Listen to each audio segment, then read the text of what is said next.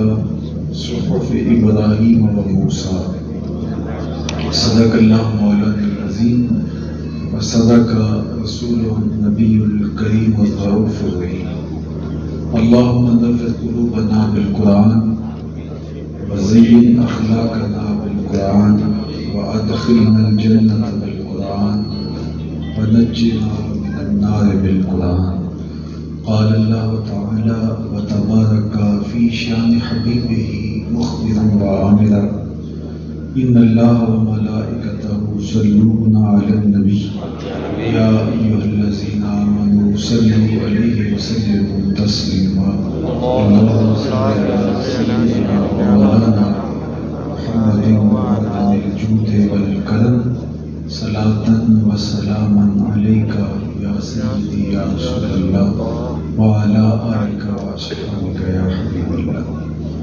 حمد و تعریف و توصیف اللہ جل مجدہ الکریم کی ذات بابرکات کے لیے جو خالق کائنات بھی ہے اور مالک ششرات بھی.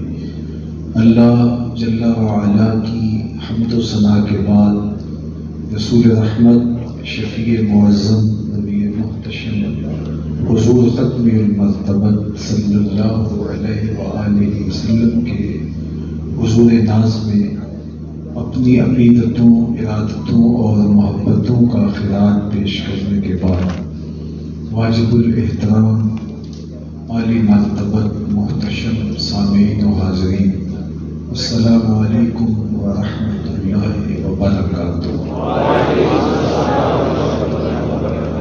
سورۃ الاعلیٰ سے چند آیات آپ کے سامنے تلاوت کرنے کا شرف پایا اور مخصوص وقت میں جو ہمارے درس قرآن کا متعین وقت ہوتا ہے 40 سے لے کر 45 منٹ تک کا، اس وقت میں انشاءاللہ میں آپ کے سامنے ان آیات کے حوالے سے کچھ ضروری باتیں آپ کے گوش گزار کروں گا. اللہ تعالی میری زبان پر کلمۃ الحق جاری فرمائے. مجھے ان 40-45 منٹ کے لیے آپ کی بھرپور توجہ اور انہماک مطلوب ہے اور ہم مل کے کوشش کریں گے کہ قرآن مجید کے اس پیغام کو سمجھ پائیں. اور یہ دعا ہے ہماری کہ اللہ مجھے اور آپ سب کو کتاب رحمت کے پیغام برحق پہ عمل کی توفیق عطا کرے. سورہ الاعلیٰ کی ان آیات میں ہمیں فلاح حاصل کرنے کا پورا نصاب بتا دیا گیا. قرآن مجید میں جو فلاح کا لفظ ہے جس کا عمومی ترجمہ کامیابی کیا جاتا ہے، اور فلاح دین اور دنیا دونوں جہانوں کی کامیابی کا مجموعہ ہے. تو یہ فلاح کیسے ہم حاصل کر سکتے ہیں؟ سب سے پہلے تو یہ بات ذہن میں رکھیے کہ ہمارا دین ایک مکمل، کامل اور اکمل دین ہے اور ہمیں دونوں جہانوں کی کامیابی کا راستہ دکھاتا ہے اور عملی جد و جہد کا سبب اور درس فراہم کرتا ہے.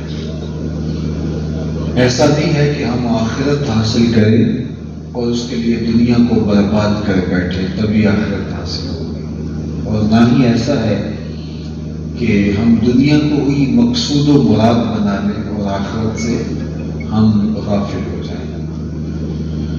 دین اور دنیا ایک ہی مرکز پہ جمع ہے. اللہ کے محبوب علیہ السلام کی خدمت میں ایک صاحب حاضر ہوئے اور وہ بہت زیادہ کمزور تھے. ان کی کمزوری کو استعارتاً بیان کیا گیا کہ چوزے کی طرح کمزور تھے، یعنی بہت زیادہ کمزور تھے. تو ان کو دیکھا تو حضور علیہ السلام نے ارشاد فرمایا کہ تم نے اللہ سے کوئی دعا تو نہیں مانگی؟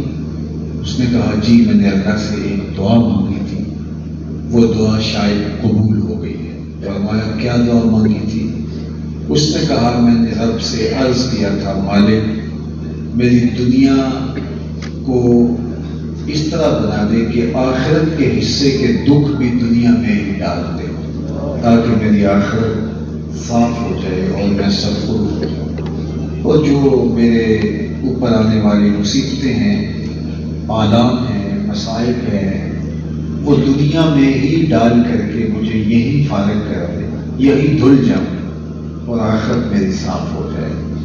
تو شاید یہ میری دعا قبول ہو گئی تو مجھے بہت ساری بیماریوں نے گھیر لیا ہے، بہت ساری مشکلوں نے، بہت سارے مصائب نے، اپنوں بیگانوں کی طرف سے آنے والی تکلیفوں نے مجھے بہت زیادہ ستایا ہے، دکھ دیا ہے، تو شاید میری یہ دعا قبول ہو گئی۔ تو بظاہر تو بہت اچھی بات تھی کہ اس نے آخرت صاف کر لی، دنیا جیسے تیسے گزر ہی جائے گی، لیکن میرے اور آپ کے آقا و مولا حضور ختم المرتبہ صلی اللہ علیہ وآلہ وسلم اس کی اس بات کو سن کر خوش نہیں ہوئے اور فرمایا کہ تو نے یہ کیوں کہا کہ آخرت کے حصے کے دکھ بھی دنیا میں آ جائے؟ تو نے یہ کیوں نہیں کہا ربنا آتنا فی الدنیا حسنۃ وفی الآخرۃ حسنۃ؟ اللہ مجھے اس دنیا میں بھی حسنات عطا کر دے، آخرت میں بھی حسنات عطا کر دے۔ تو دنیا میں ہم اذیتیں سہنے کے لیے، دنیا میں ذلت سہنے کے لیے نہیں آئے۔ اگر بیماری، تکلیف، دکھ، پریشانی آ جائے تو صبر کے ساتھ اور متانت کے ساتھ اس کا مقابلہ کریں گے اور اس کو برداشت کریں گے حوصلے کے ساتھ، لیکن اللہ سے ہم کبھی بھی ان چیزوں کا مطالبہ نہیں کریں گے۔ صلی اللہ العافیہ، فرمایا اللہ سے ہمیشہ عافیت مانگو، کبھی جنگ نہ مانگو، کبھی لڑائی نہ مانگو، کبھی بیماری نہ مانگو، جب بھی مانگو اس سے عافیت طلب کرو، لیکن اگر بیماری آ جائے تو پھر استقامت سے، صبر سے، حوصلے سے اس بیماری کے وقت کو، لمحات کو، شدت کو کاٹو۔ جنگ طلب نہ کرو، لیکن جنگ ڈال دی جائے تمہارے اوپر تو پھر اس کو پوری پابندی اور جرأت کے ساتھ مقابلہ کرو اور جنگ کرو۔ تو ہمیں امن، عافیت طلب کرنے کی ترغیب دی گئی، اپنے آپ کو مشکلوں میں خام خواہ ڈالنے سے ہمیں روکا گیا ہے۔ صلی اللہ العافیہ، اللہ سے ہمیشہ عافیت طلب کرو، رزق حلال مانگو، رزق وسیع مانگو، رزق سہل مانگو، رزق مبارک مانگو، رزق فراوان، صحت مانگو، عافیت مانگو، امن اور خیریت طلب کرو۔ تو دنیا کے اندر بھی خیریت ہو، آخرت کے اندر بھی خیریت ہو، ان دونوں چیزوں کے مجموعے کو عربی کے اندر فلاح کہا جاتا ہے۔ تو وہ فلاح دارین سے بھی اس کو تعبیر ہم کرتے ہیں کہ دونوں جہانوں کی کامیابی۔ تو دونوں جہانوں کی کامیابی نصیب کیسے ہوگی؟ تو ایک تو یہ طے ہوا کہ دنیا بری بات نہیں ہے اگر وہ دین کے تابع ہو۔ رومی علیہ الرحمہ نے کہا تھا چیز دنیا از خدا غافل بدل، دنیا ہے کیا؟ خدا سے غافل ہونے کا نام دنیا۔ اور اگر میں یہاں بیٹھ کر خدا سے غافل ہوں تو یہ دنیا داری کر رہا ہوں۔ میرا مقصد آپ سے حصول زر ہے، میرا مقصد آپ کے دلوں کو اپنی ذات کی طرف موڑنا ہے، تو پھر میں یہاں بیٹھ کے دنیا داری کر رہا ہوں۔ اور اگر میں دکان پر بیٹھا ہوں اور میرا مقصد اپنے آپ کو سوال کی ذلت سے بچانا اور اپنے بچوں کی کفالت اور ضرورت، وہ ذمہ داریاں جو ہے ان کو پورا کرنا، اور ضرورت سے زائد ہے تو معاشرے کے ان طبقات تک ان وسائل کو پہنچانا جو ان سے محروم ہیں۔ یہ تین مقاصد اگر مجھے ملحوظ ہیں اور میں رزق حلال کماتا ہوں، التاجر الصدوق الامین مع النبی یوم القیامہ، پھر سچا تاجر قیامت کے دن پیغمبروں کے ساتھ اٹھایا جائے۔ تو یہ نیت سے فرق پڑتا ہے۔ چور اور چوکیدار دونوں رات کو جاگتے ہیں، لیکن نیت کے فرق سے ایک چور کہلاتا ہے، ایک چوکیدار کہلاتا ہے۔ تو اگر میری نیت یہاں بیٹھ کر کے آپ تک اللہ کے سچے دین کا ابلاغ کرنا، اس نیت کے ساتھ کہ اللہ کی مخلوق ہے اور میرا فریضہ ہے تو میں نے ان تک پہنچانا ہے، تو مجھے اللہ جو درجے دے گا، جو عطا فرمائے گا، تو وہ میرے اللہ کی رحمتیں ہیں، تو میرا یہ دین ہے۔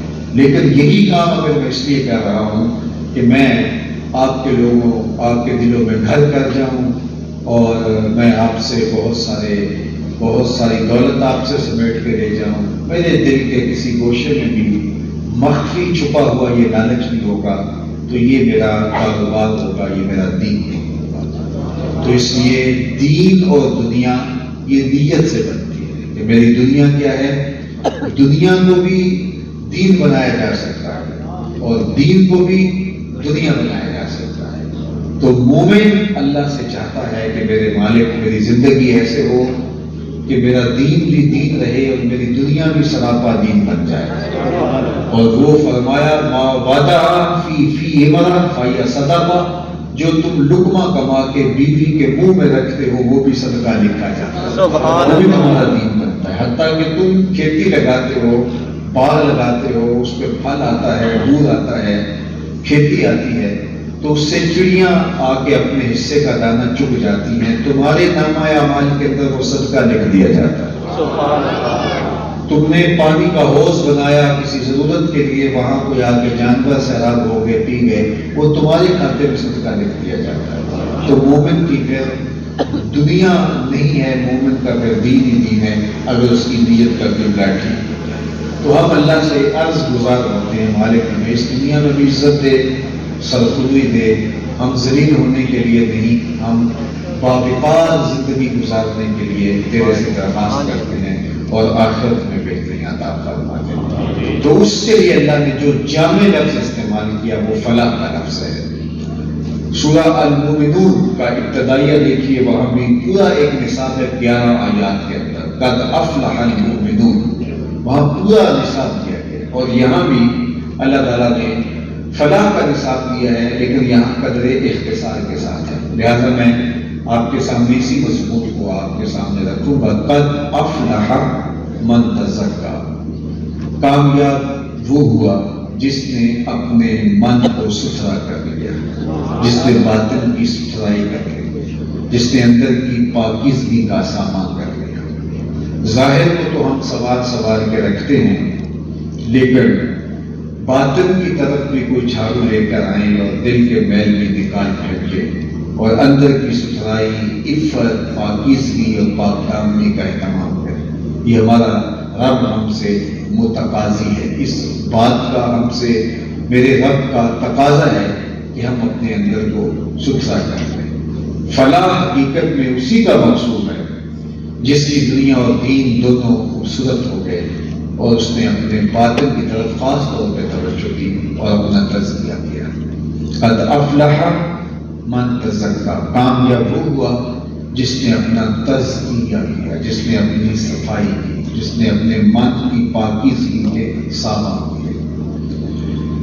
حضرت عبداللہ بن عمر بن عاص رضی اللہ تعالی عنہ جلیل القدر صحابی ہیں، فرماتے ہیں کہ ہم حضور کی مجلس میں بیٹھے تھے، ہجوم عاشقاں تھا، تو اچانک حضور نے فرمایا کہ صحابہ اگر جنتی دیکھنے کا شوق ہے تو دروازے پہ دیکھو، جو پہلا شخص اب مسجد میں داخل ہوگا وہ جنتی ہوگا۔ کہتے ہیں ہم نے دروازے کی جانب دیکھا تو ایک بوڑھا بزرگ تشریف لایا، بائیں ہاتھ میں اس نے جوتا پکڑا تھا اور تازہ وضو کے آثار اس کے چہرے پہ علیحدہ تھے۔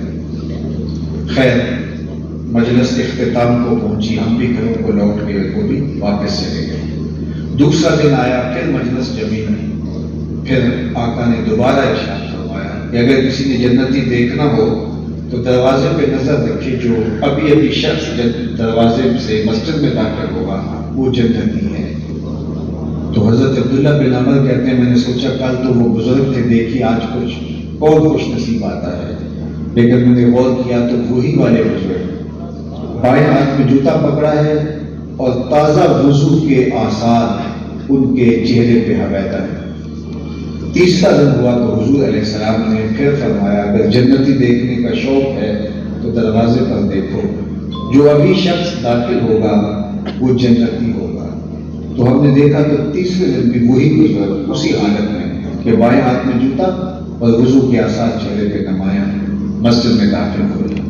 مجلس اختتام کو پہنچی، لوگ گھروں کو پلٹنے لگے تو وہ بزرگ بھی اپنے گھر کی جانب چل دیے۔ حضرت عبداللہ بن عمر کہتے ہیں میں ان کے پیچھے چل دیا اور میں نے کہا کہ میں کوئی 2-3 دن آپ کے ساتھ آپ کا مہمان بن کے رہنا چاہتا ہوں، اگر آپ مجھے اس کی اجازت دیں۔ تو اس نے کہا کوئی بات نہیں، آ جاؤ۔ فرماتے ہیں میری لالچ یہ تھی کہ میں دیکھوں اس کا عمل کون سا ہے۔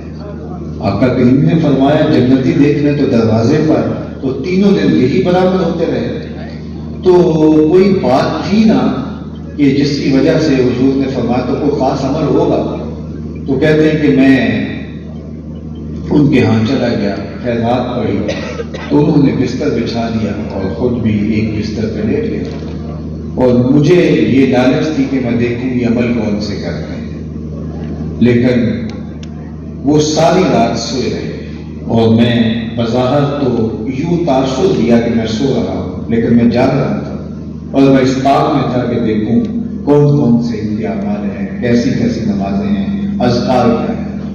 لیکن وہ ساری رات سوئے رہے، الا یہ کہ جب وہ کروٹ بدلتے تھے تو اللہ کا نام لیتے تھے۔ خیر صبح ہوئی، نماز پڑھی، کھیتوں میں چلے گئے، ناشتہ کیا، اسی طرح دوپہر ہوئی، ظہر، عصر، مغرب، پھر اگلے دن میں نے ہو سکتا ہے کل میری وجہ سے میں نے اپنے معمولات ترک کر دیے، لیکن جو عادی ہو اس کے لیے روز ترک کرنا بڑا مشکل ہوتا ہے، چلو آج سے۔ تو اگلے دن پھر میں نے دیکھا تو کوئی خاص عمل نہیں تھا، سوائے اس کے کہ جب کروٹ بدلے تو اللہ کا نام لے۔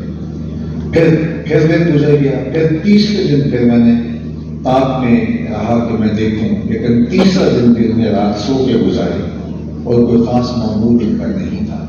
خیر جب صبح ہوئی، ناشتہ ہوا تو میں نے کہا کہ میں واپس جا رہا ہوں، میرے 3 دن پورے ہو گئے، لیکن میں ایک لالچ میں آپ کے پاس رکا تھا۔ آپ کا کریم نے فرمایا تھا جنتی دیکھنا ہے تو دروازے پر دیکھو، اور یہ 3 دن تک حضور فرماتے رہے اور 3 دن تک آپ کو ہی ہم دیکھتے رہے۔ تو ہمیں لگا کوئی خاص عمل ہوگا، لیکن 3 دن گزرنے کے باوجود ہم نے کوئی خاص عمل نہیں دیکھا۔ یا تو آپ نے چھپا لیا ہے اور یا پھر نہ جانے کیا ماجرا ہے۔ تو وہ بزرگ فرمانے لگے کہ عبداللہ بن عمر، میں تم سے کوئی عمل نہیں چھپایا، اور اگر تم اور بھی رکتے تو دیکھ بھی نہ پاتے، لیکن تم نے اتنی محنت کی ہے لہذا میں تمہیں خود بتا دیتا ہوں۔ تو کہتے ہیں کہ میرا مقصود میرے سامنے آنے لگا اور میں ہمہ تنگوش ہو گیا۔ تو وہ بزرگ کھڑے تھے اور مجھے کہنے لگے اے عبداللہ بن عمر، یہ جو میرے سینے میں دل رکھا ہوا ہے نا، اس میں کسی مومن کا بغض نہیں ہے، یہ وہ عمل ہے کہ جو تم نہیں دیکھ پائے اور دن بھی رکتے تو تم نہ دیکھ پاتے۔ تو آج ہمارا تو مسئلہ یہ ہے، ہمارے اوپر کچھ اور ہوتا ہے، ہمارے اندر کچھ اور ہوتا ہے، اور ہماری محنت اس کو صاف کرنے کی نہیں ہے، اس کو صاف کرنے کی۔ میاں صاحب نے کہا تھا شیشے اٹھے کٹا جمیا تے کندھا چاڑی جاندے، شیشے اٹھے کٹا جمیا تے کندھا چاڑی جاندے، جلدان میں سانپ کے رکھ دے بن کے پھاڑی جاندے۔ ہمارا سارا زور پیکنگ پہ ہے، لیکن جو اندر ہے اس پہ ہمارا زور نہیں ہے، جس کی وجہ یہ ہے کہ ہم اندر سے بہت کھوکھلے، بہت میلے کچیلے، بہت کمزور، بہت گندے، اور بہت باہر سے بہت ستھرے، ہمارے لباس پر کریز بھی نہیں پڑی ہوتی، کوئی شکل بھی نہیں ہوتی، ہمارے بالوں میں بھی خوبصورت جو ہے وہ آرائش اور زیبائش ہوتی ہے، کپڑے بھی دھلے ہوتے ہیں، خوشبوئیں بھی اعلیٰ اقسام کی ہم استعمال کرتے ہیں، سارا زور پیکنگ پہ ہے، لیکن جو اندر ہے اس پر توجہ نہیں ہے۔ لیکن میرے رب نے کیا کہا، قد افلح من تزکا، کامیاب وہ ہوا جس نے اپنے اندر کو ستھرا کیا۔ تو ہمیں ساری توجہ اپنے اندر کو پاک کرنے کے لیے کرنی چاہیے۔ اب حضور نے صلی اللہ علیہ وآلہ وسلم نے ارشاد فرمایا کہ جس طرح لوہے کو زنگ لگتا ہے اس طرح دلوں کو بھی زنگ لگتے ہیں۔ فرض کی گئی کہ حضور پھر اس زنگ کو اتارنے کا طریقہ کیا ہے، تو سنیے حضور نے خود اس کا علاج بھی بیان فرمایا۔ لِكُلِّ شَيْءٍ سِفَالَةٌ وَسِفَالَةُ الْقُلُوبِ ذِكْرُ اللَّهِ، ہر شے کا زنگ کسی نہ کسی چیز سے اترتا ہے، اور دلوں کو زنگ لگ جائے تو اللہ کے ذکر سے دلوں کا زنگ اترتا ہے۔ اور اس آیت کریمہ میں بھی اللہ تعالیٰ نے اس زنگ کو اتارنے کا، من کو ستھرا کرنے کا طریقہ یہی بتایا۔ قَدْ أَفْلَحَ مَنْ تَزَكَّىٰ وَذَكَرَ اسْمَ رَبِّهِ فَصَلَّىٰ، کامیاب وہ ہوا جس نے اپنے من کو ستھرا کیا اور اپنے رب کا نام جپا، اپنے رب کا ذکر کیا اور نماز پڑھی۔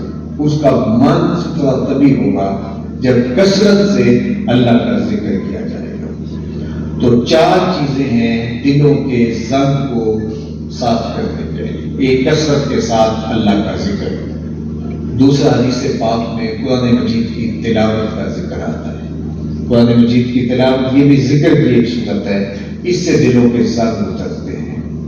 اور تیسری چیز دلوں کا زنگ کو اتارتی ہے کثرت کے ساتھ موت کی یاد، موت کا خیال مستحضر رہے کہ میں یہاں بیٹھ نہیں رہنا، تو اس سے دلوں کا زنگ اترتا ہے۔ اور چوتھی چیز جو کبریت احمر کا درجہ، سرخ گندر کا درجہ رکھتی ہے اور دلوں کے زنگ اتارتی ہے، وہ ہے صالحین کی صحبت، اچھے لوگوں کی صحبت، جن کو دیکھ کر تمہیں خدا یاد آئے، جن کی صحبت میں بیٹھ کے رغبت دنیا کم ہونے لگے اور رغبت آخرت بڑھنے لگے۔ ایسے لوگوں کی صحبت حضرت شیخ احمد مجدد الفسانی علیہ رحمہ فرماتے ہیں کہ کبریت احمر سرخ گندک کی طرح ہوتی ہے، اور ایسے لوگوں کی صحبت کو غنیمت جاننا چاہیے، اور وہ بھی دلوں کے زنگ اتارتے ہیں۔ تو چار چیزیں ضروری ہیں اپنے دلوں کو صاف کرنے کے لیے: کثرت کے ساتھ اللہ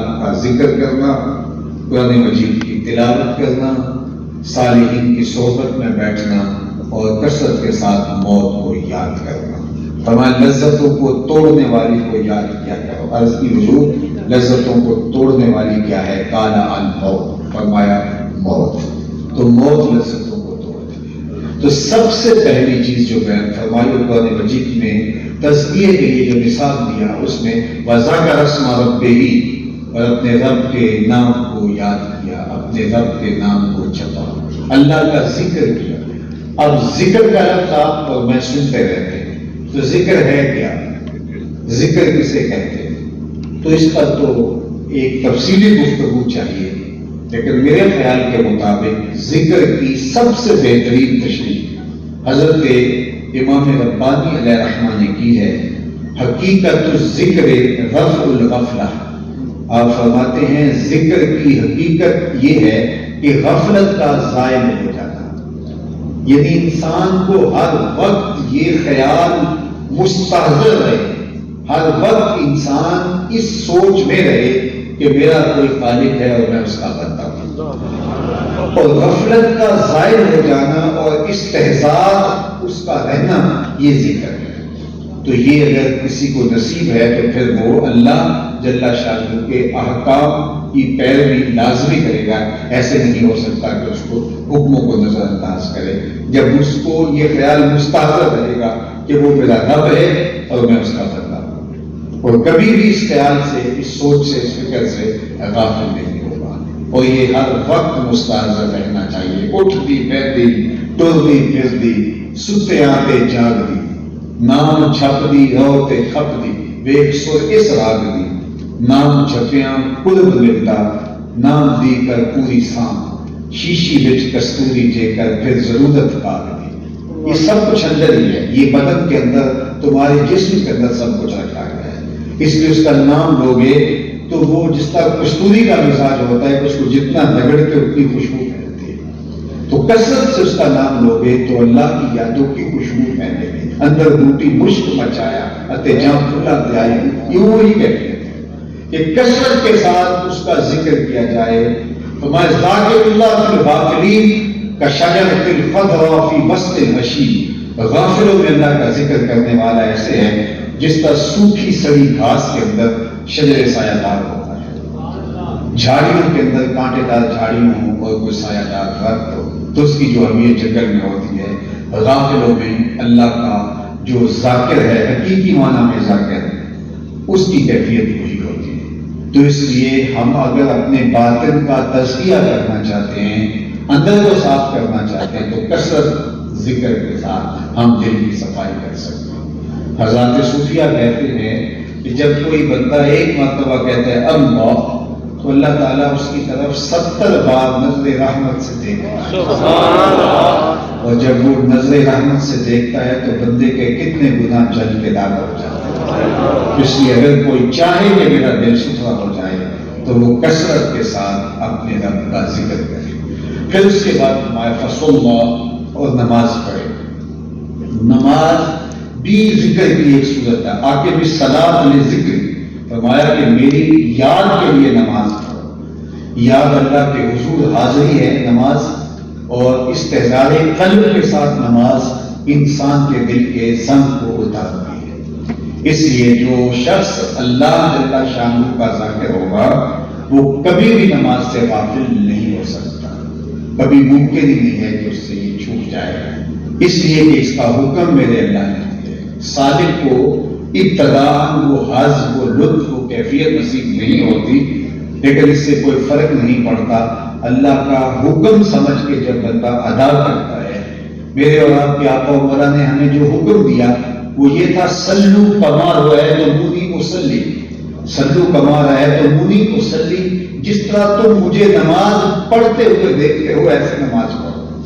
یہ نہیں کہا کہ جس طرح میں نماز پڑھتا ہوں ایسے نماز پڑھو، پھر تو مشکل ہو جاتا کہ کون اس طرح نماز پڑھے جس طرح حضور پڑھتے ہیں صلی اللہ علیہ وسلم۔ کہا جس طرح تم مجھے پڑھتا ہوا دیکھتے ہو تم اس کی نقل کرو اور اس کی طرح کرو۔ حضرت محدث کچوچوی علیہ رحمہ سے ان کے ایک مرید نے کہا، حضرت میں نماز پڑھتا ہوں لیکن مزہ نہیں آتا، حاض نہیں ملتا، لطف نہیں آتا۔ تو آپ نے اس سے کہا، وہ بڑا پریشان تھا کہ نماز تو پڑھتا ہوں لیکن حاض نہیں ملتا، لطف نہیں ملتا۔ تو آپ نے فرمایا کہ اس کے باوجود بھی پڑھتے تو ہو نا؟ اس نے کہا جی وہ تو اللہ کا حکم ہے اور شریعت کی طرف سے لازم ہے میرے اوپر، وہ تو فریضہ ہے، وہ تو میں پڑھتا ہوں لیکن مزہ نہیں آتا۔ تو محدث کچوچوی علیہ رحمہ جھومنے لگے، فرمایا واہ واہ، تم لطف اور مزے کے بندے نہیں اللہ کے بندے ہو، تمہیں مزہ نہیں آتا پھر بھی پڑھتے ہو، اس کا مطلب ہے تم مزے اور لطف کے لیے نہیں پڑھ رہے، تم رب کے لیے پڑھ رہے ہو۔ تو اس نے کہا حضور مجھے اس کا مزہ آ گیا، اس کا لطف آ گیا ہے۔ تو بعض کا ایسا ہوتا ہے کہ بندہ کہہ رہا ہے کہ یار میں پتہ نہیں میری نماز قبول ہے کہ نہیں، ٹکرے مارنا ہو، وہ کیفیت ہی نہیں ہے۔ تو وہ کیفیت نصیب ہو نہ ہو، کنڈا کھٹکاتے رہنا چاہیے، کبھی تو درد ملے گا، چھوڑنا نہیں چاہیے، اس کے حضور پیشانی رگڑتے رہنا چاہیے۔ یہ توفیق ہے، اس سے بڑھ کر کیا کہ وہ بندے کو اپنی چوکھٹ پہ بلا رہے۔ لیکن ہم نے دیکھا ہے کئی باشعور لوگ، ان سے گفتگو کرو سیاست پر، ان سے گفتگو کرو معاشرت پر، اقتصادیات پہ بات چلے یا جغرافیے پہ گفتگو ہو، انسانی اخلاقیات اور اقدار پہ بات ہو یا کسی موضوع پہ، لگتا ہے کہ یہ اس دور کا افلاطون ہے۔ لیکن ہم دیکھیں گے کہ نماز کا وقت ہوگا تو چپکے سے کھسک جائے گا۔ تو یہ اتنی سی بات اس کو سمجھ نہیں آتی، تو یہ اللہ کی توفیق سے ممکن ہوتا ہے، جس کو وہ چاہتا ہے اس کو اپنی چوکھٹ پہ بلا لیتا ہے۔ یہ زمانے میں بڑی گہما گہمی ہوتی تھی اسٹیشن کے اوپر، تو لاہور اسٹیشن کے سامنے ایک مسجد ہے، تو عصر کی نماز کا وقت تنگ ہو رہا تھا اور کلی نے سامان اٹھایا ہوا تھا بڑا پکا نمازی۔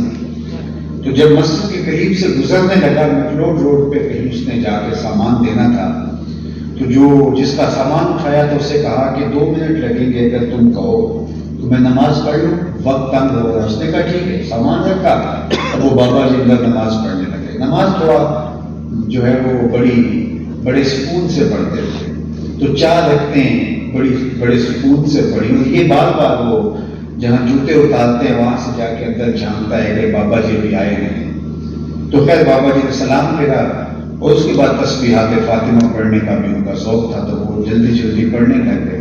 اس کے صبر کا پیمانہ چھلک گیا، کافی دیر سے انتظار کر رہا تھا. تو اب یہ تھوڑا سا اندر کی طرف جھانک کر کے کہتا ہے بابا آ بھی جاتے تو کیڑی شاید باہر نہیں آنے دیتی. تو بابے نے پیچھے پلٹ کے دیکھا تو وہی صاحب نے کہا پتر جڑی شاید تم اندر نہیں آتی. تو یہ اس کی توفیق ہو تو سجدے کی توفیق. ورنہ ہم نے دیکھا ہے جنازوں کے موقع پر مسجد کے قریب سے جنازہ اٹھ رہا ہوتا ہے اور ظہر کے فوراً بعد جنازہ ہے اور وہاں سے قبرستان لے جانا ہوتا ہے اور کچھ لوگوں نے وضو بھی رکھا ہوا ہوتا ہے، لیکن اس کے باوجود بھی اندر باہر ٹہل رہے ہوتے اندر نماز کی فرض عین پڑھنے کی توفیق نہیں ہوتی ہے، فرض کفایہ پڑھنے آئے ہیں. تو اس کا مطلب کیا ہے؟ اللہ توفیق نہیں دیتا ہے. میرے والد گرامی سے کسی نے کہا حضور میں نماز پڑھنا چاہتا ہوں، صبح جاگ نہیں آتی. فرمانے لگے ارادہ پکا ہو تو نیند نہیں آتی، تم کہتے ہو جاگ نہیں آتی. صبح سبزی منڈی جانا ہو تو جاگ آ جاتی. فرمایا کرتے تھے کچہریوں میں تعلیم ہو تو جاگ آ جاتی ہے، نماز کے لیے جاگ نہیں آتی. تو یہ ہمارے اندر کی کمزوریاں ہیں، ورنہ ایسا ہو نہیں سکتا کہ مالک حضور سجدہ ریزی سے انسان لوگ پائے.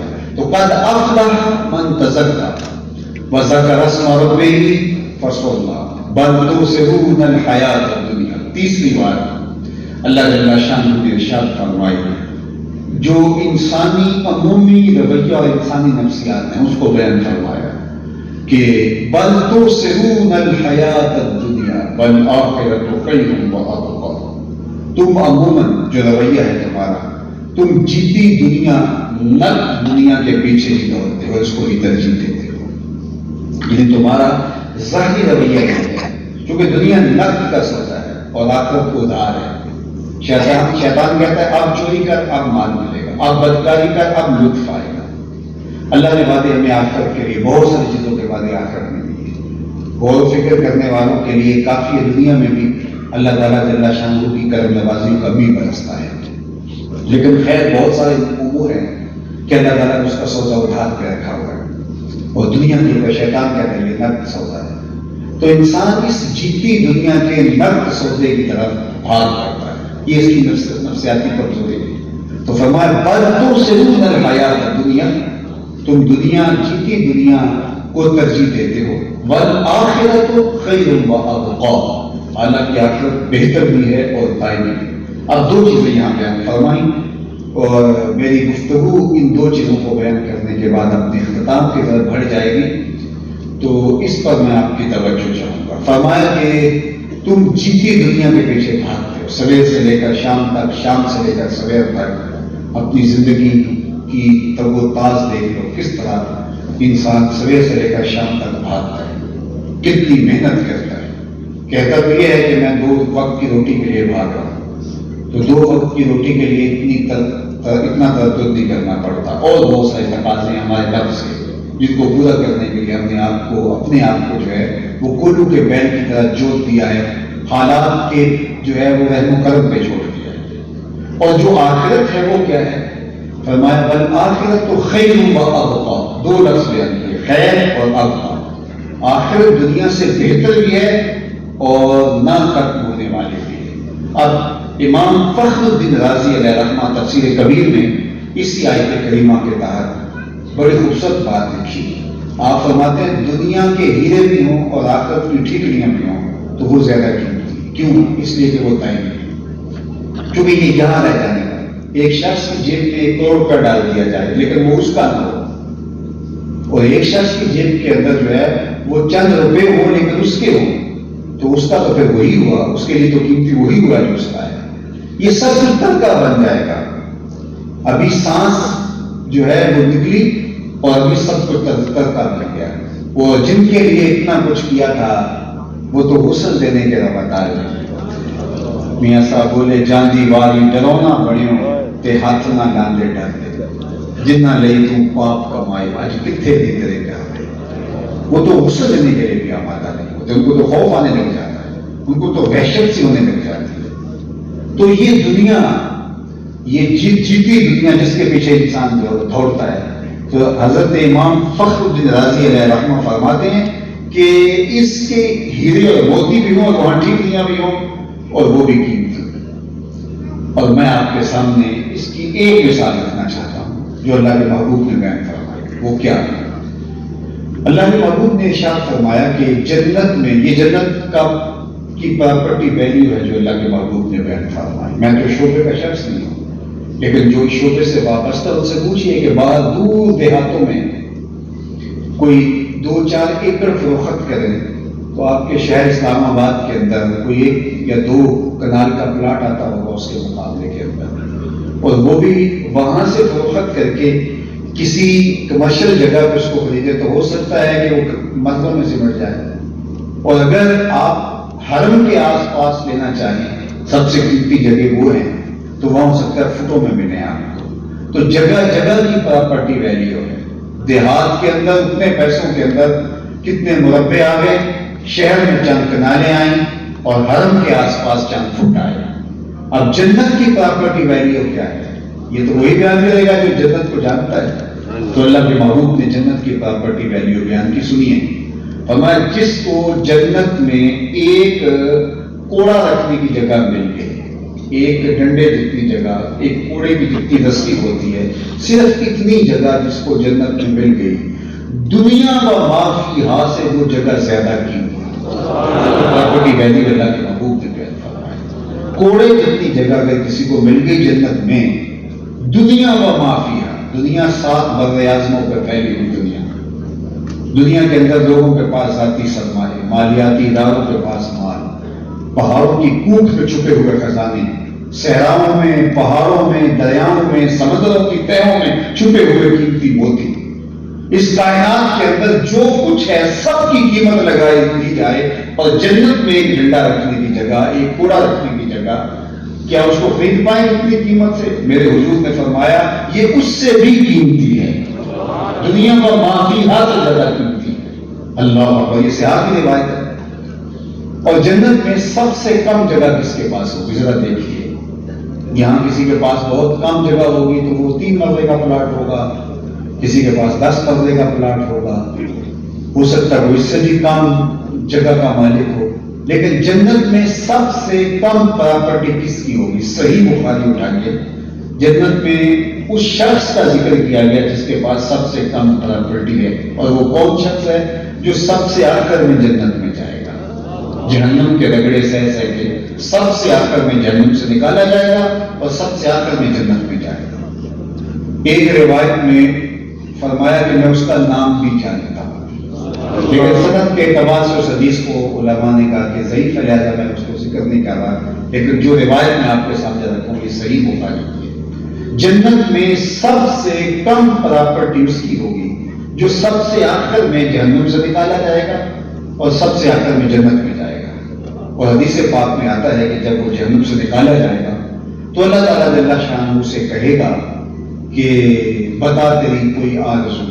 حالانکہ جہنم میں سب سے آخر سے وہی نکالا گیا ہوگا جس نے دنیا میں جی بھر کے گناہ کیے ہوگے، کوئی حسرت رہ نہیں گئی ہوگی، لیکن پھر بھی اس کی بہت ساری حسرتیں رہ گئی. وہ غالب نے کہا تھا ہزاروں خواہشیں ایسی کہ ہر خواہش پہ لب نکلے، بہت نکلے میرے ارمان لیکن پھر بھی کم نکلے. اللہ اسے کہے گا بتا تجھے کیا چاہیے، تو وہ کہے گا مالک یہ فرشت کر. اللہ فرمائے گا لکا ما تمنیتا، جو تو نے تمنائیں کی میں نے تجھے کو عطا کیا. اب تو جنت میں چلا جا. اس کو تو یہ ہوگا کہ مجھے اگر سایہ دیوار جنت میں بھی جگہ مل جائے تو غنیمت ہے، آرام میں بھی جگہ مل جائے تو غنیمت ہے، چل جائے گی جنت میں. اور جنت میں بھی اگر جانا نصیب ہوتا ہے کوئی جھونپڑا 2 مرلے کا مل جائے، کٹیا مل جائے تو کافی ہے. لیکن اسے کیا خدا کہے گا جنت میں چلا جا، اور جنت میں تیرے لیے اس دنیا سے 10 گنا جگہ ہے. یہ 7 بر اعظموں پہ پھیلی کائنات، اس کو ضرب دے 10، اللہ اکبر، 70 بر اعظموں کے برابر. تو فرمایا جائے گا تیرے لیے دنیا سے 10 گنا جگہ ہے جنت میں، جو سب سے آخر میں جائے گا. اس کو میرا رب کہے گا. بخاری کی روایت ہے. اور وہ کیا کہے گا؟ جب وہ سنے گا تو وہ عجیب اس کی حالت ہوگی. وہ کیا کہے گا؟ اتسخر وانت الملک، میرے رب تو مالک ہو کے مجھ سے مذاق کرتا ہے. یعنی اس کو لگے گا کہ مجھے نہیں لگا. تو وہ جو لفظ کہے گا مالک، تو مالک ہو کے رب ہو کے مجھ سے مذاق کر رہا ہے. فَضَاحِكَ النَّبِيُّ حَتَّى بَدَتْ أَنْيَابُهُ، جب میرے حضور یہ بات بیان فرما رہے تھے، حضور علیہ السلام خود بھی مسکرانے لگے اور اتنے مسکرائے کہ صحابہ کو حضور کی داڑھیں نظر آنے لگے کہ وہ کہے گا مالک جو دیوار رکھتے رکھتے ہمسائے کے 2 انچ دبانے کی وجہ سے جنت میں گیا ہوگا، تو اب اس کو جب یہ کہا جائے گا جنت میں دنیا سے 10 گنا جگہ ہے تیرے لیے، تو اس کو حیرت کا جھٹکا تو لگے گا. وہ کہتا تذکر وانت المالک، میرے رب تو غم ہو کے اس سے مذاق کر رہے. حضور اس بات کو بیان کرتے کرتے مسکرائے کہ حضور کی داڑھیں صحابہ کو نظر آنے لگی.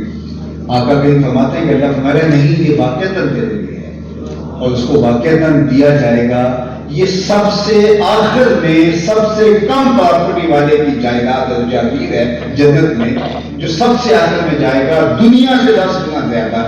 تو بابا فرید گنج شکل کی جاگیروں کا عالم کیا ہے؟ حضرت شیخ عبد القادر الجیلانی کی جاگیروں کا عالم کیا ہوگا؟ پھر اصحاب پیغمبر صلی اللہ علیہ وآلہ وسلم کی جاگیروں کا عالم کیا ہوگا؟ حضرت رسول کی جاگیروں کا عالم کیا ہوگا؟ یہ تو اس کی جاگیر ہے جو سب سے آخر میں جنت میں جا رہا ہے. اللہ اکبر. والآخرۃ خیر، آخرت بہتر ہے.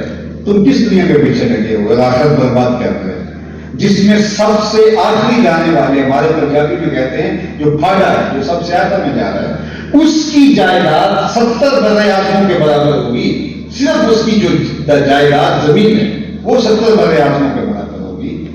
اور جو پہلے جانے والے ہوں گے، جو نیکوکار صالحین اولیاء کاملین واصلین، ان کا کیا مرتبہ اور مقام ہوگا؟ اللہ اکبر. تو فرمایا والآخرۃ خیر. آگے اب دائمی بھی ہے. اب اس کی مثال قرآن سے لے لیتے ہیں. کتنی دائمی ہے یہ ساری زندگی جو ہمارے پاس ودیعت اللہ کی کتنی ہے؟ 60 سال 70 سال 100 سال لگا لیجیے. یہ 60 سال ایوریج زندگی بتائی گئی عمومی طور پر. ہمارے یہاں تو سیمنٹ کے 45 تک آ رہی، چلو 50 سال لگا لیں، 60 سال لگا لیں. اور وہ بھی 60 سال اگر زندگی اگر آپ لگاتے ہیں تو اس میں تیسرا حصہ تو روز سوتے ہیں. 24 گھنٹوں میں 8 گھنٹے اگر سو کے گزارے تو باقی جو ہے وہ 2 حصے بچی. تو 60 سال زندگی سے تو 20 سال تو نکل گئی.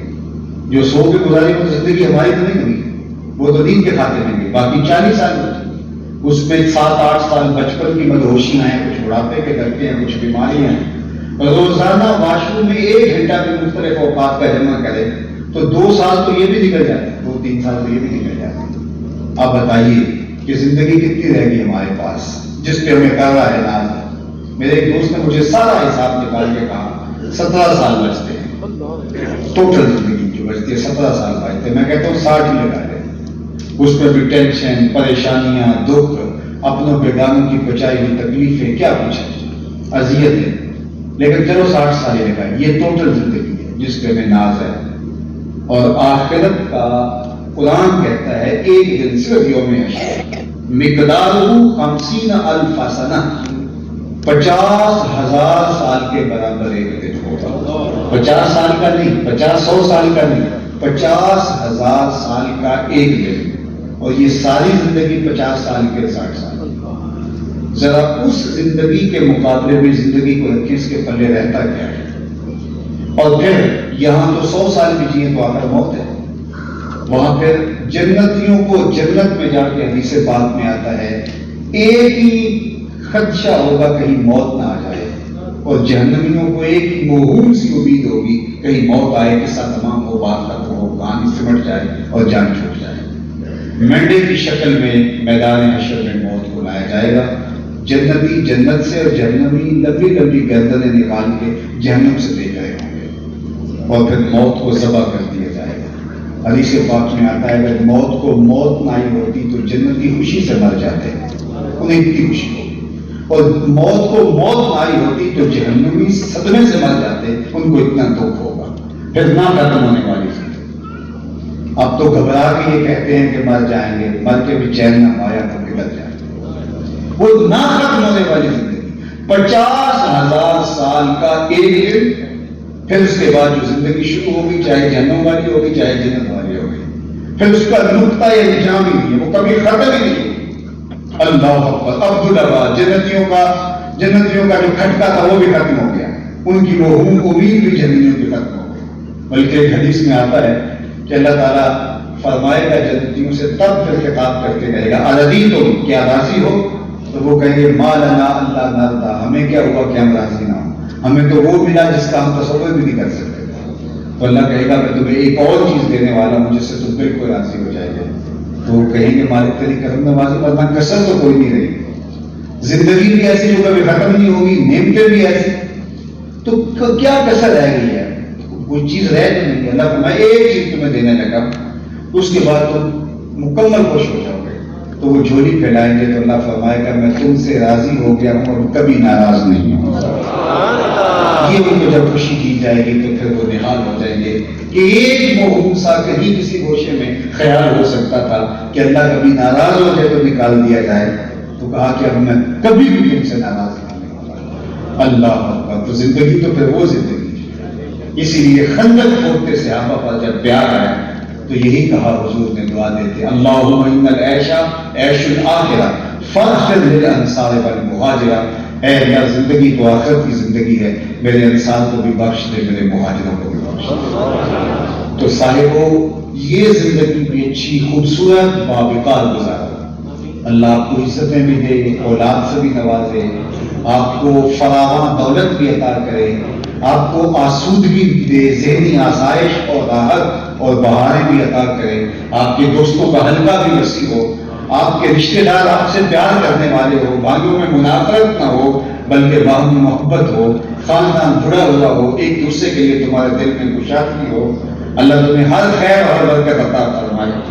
لیکن دوسری بات کہ ہماری آخرت اچھی ہو، اور آخرت اچھی کرنے کے لیے اس دنیا کی زندگی کو اچھا بنانا پڑے گا۔ جنت تب بنے گی اگر اس دنیا کو لوگوں کے لیے جنت بنائیں گے، اور اگر اس دنیا کی زندگی کو لوگوں کے لیے ہم نے جہنم بنا کے رکھا تو ہم جنت کے حقدار کیسے ہو سکتے ہیں؟ اس لیے مسلمان کی تعریف یہ کی گئی ہے، المسلم من سلم المسلمون من لسانہ و یدہ، مسلمان کون ہوتا ہے؟ جس کے ہاتھ سے، جس کی زبان سے دوسرا مسلمان محفوظ ہو۔ میں اور آپ اپنے آپ سے پوچھ سکتے ہیں، میں نے کوئی تقریر میں آپ سے ہاتھ کھڑے نہیں کروائے، آپ بھی نہیں کہتا، لیکن اپنے ضمیر کو تو آواز دے کے پوچھ سکتے ہیں کیا میرے رویے کی وجہ سے میرا بھائی مجھ سے تنگ تو نہیں ہے، میرا ہمسایہ مجھ سے تنگ تو نہیں ہے، میرے ماتحت کام کرنے والے مجھ سے اذیت میں مبتلا تو نہیں ہے، میرے سینے کے اندر حسد، بغض اور نفرت کے علاوہ روشن تو نہیں ہے، کیا میری زندگی لوگوں کے لیے خیر کا ذریعہ ہے؟